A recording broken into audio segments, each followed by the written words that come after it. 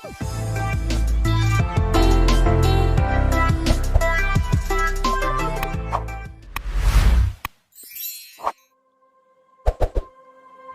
साथै स्वागत गर्न चाहन्छु पावरपोइन्ट ग्राफिक्स युट्युब च्यानलमा र म हुँ क्रिस। सदाझै आज पनि उपस्थित भइसकेको छु एक नयाँ ट्युटोरियल लिएर। गएको भिडियोहरूमा हामीले पावरपोइन्ट प्रेजेन्टेसनको लागि चाहिने विभिन्न एनिमेटेड एलिमेन्ट्सहरू डिजाइन गर्न सिक्यौं र आजबाट हामी केही फरक डिजाइन गर्न सिक्नेछौं र त्यो हो हामीले स्क्रिनमा देखिरहेको सर्टिफिकेट डिजाइन गर्न सिक्नेछौं। मैले तपाईहरुलाई सकेसम्म सरल तरिकाबाट एक्सप्लेन गर्ने कोसिस गर्नेछु र साधारण सर्टिफिकेटदेखि लिएर प्रोफेसनल सर्टिफिकेट डिजाइन सम्मको भिडियो तपाईहरुको बीचमा बनाउनेछु र पावरपोइन्टबाट गर्न सकिने सम्पूर्ण डिजाइनहरुको भिडियो यसै च्यानल मार्फत म अपलोड गर्नेछु र यदि तपाईहरुले अहिलेसम्म पनि पावरपोइन्ट ग्राफिक्स युट्युब च्यानललाई सब्स्क्राइब गर्नुभएको छैन भने कृपया सब्स्क्राइब गरी छेउमै रहेको बेल आइकन प्रेस गरी अल नोटिफिकेसन अन गर्न नबिर्सिनुहोस् र यदि तपाईहरुसँग सल्लाह सुझाव र प्रतिक्रिया भए कृपया कमेन्ट गर्न नबिर्सिनुहोस् र यदि तपाईहरुलाई साच्चै यो ट्युटोरियलहरु हेल्पफुल छ भने कृपया लाइक र शेयर पनि गर्न नबिर्सिनुहोस् भन्दै आजको क्लासतर्फ लाग्नेछु।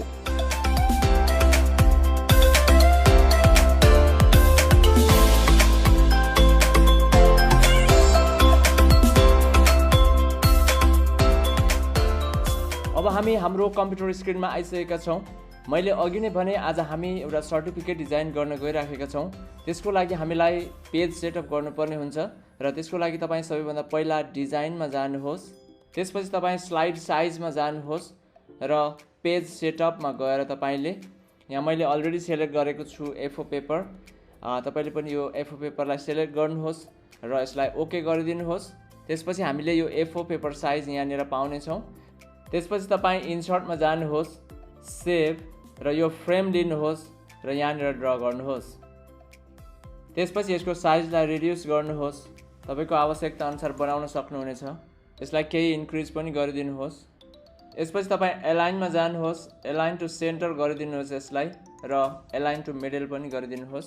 त्यसपछि तपाई शेप आउटलाइनमा जानुहोस्, नो आउटलाइन गरिदिनुहोस् र यसको कलर चेन्ज गरिदिनुहोस्। म चाहिँ गोल्डन कलर दिनेछु। त्यसपछि तपाई फेरि इन्सर्टमा जानुहोस्, सेभ र यो हाफ फ्रेम लिनुहोस् र यहाँनिर ड्रा गर्नुहोस्। त्यसपछि यसको पनि साइजलाई रिड्युस गर्नुहोस्।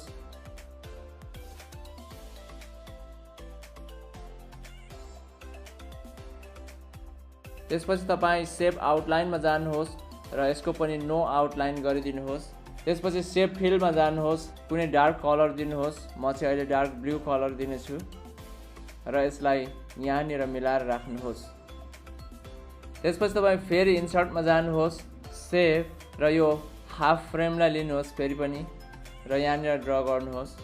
यसको पनि साइजलाई रिड्युस गर्नुहोस्।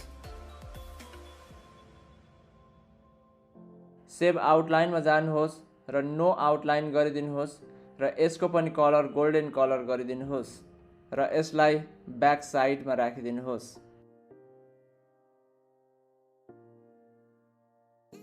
यति गरिसकेपछि यसैलाई तपाईले डुप्लिकेट बनाउनुहोस् र यसलाई अगाडिपट्टि राखिदिनुहोस्। फेरि यसको साइजलाई रिड्युस गर्नुहोस्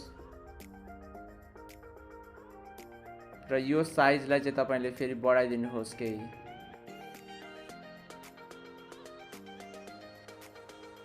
त्यसपछि तपाईँ फेरि यसलाई डुप्लिकेट बनाउनुहोस् र यसको अगाडिपट्टि राख्नुहोस् र यसको साइज रिड्युस गर्नुहोस् र यो साइज पनि तपाईले घटाइदिनुहोस् र यो साइज पनि।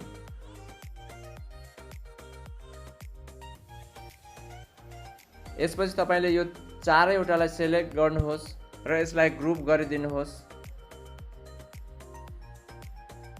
त्यसपछि तपाईले यसलाई डुप्लिकेट बनाउनुहोस् र यहाँनिर राख्नुहोस्।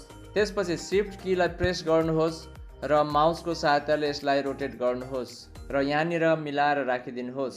यसपछि तपाईँ फेरि इन्सर्टमा जानुहोस्, सेभ र यो पोइन्ट स्टार सेप लिनुहोस् र यहाँनिर ड्रा गरिदिनुहोस् र यसको एजलाई केही तपाईले स्मुथ गरिदिनुहोस् र यसको साइज केही रिड्युस पनि गरिदिनुहोस् आवश्यकता अनुसार। त्यसपछि तपाईँ शेप आउटलाइनमा जानुहोस् र नो आउटलाइन गरिदिनुहोस् र शेप फिलमा जानुहोस् र गोल्डन कलर दिनुहोस्। त्यसपछि तपाईँ फेरि इन्सर्टमा जानुहोस्, सेभ र यो एरो लिनुहोस् र यहाँनिर ड्र गर्नुहोस्। यसलाई केही रोटेट गर्नुहोस् र यहाँनिर राख्नुहोस् र यसको साइज केही रिड्युस पनि गरिदिनुहोस् र यसैलाई तपाईँले डुप्लिकेट बनाउनुहोस् र रोटेटमा गएर फ्लिप होरिजेन्टल गरिदिनुहोस् र यसलाई यहाँनिर मिलाएर राख्नुहोस् र यो दुवैलाई सेलेक्ट गर्नुहोस् र सेप आउटलाइनमा जानुहोस् र नो आउटलाइन गरिदिनुहोस्। त्यसपछि यसलाई राइट क्लिक गर्नुहोस् र सेन्ड टु ब्याक पनि गरिदिनुहोस्।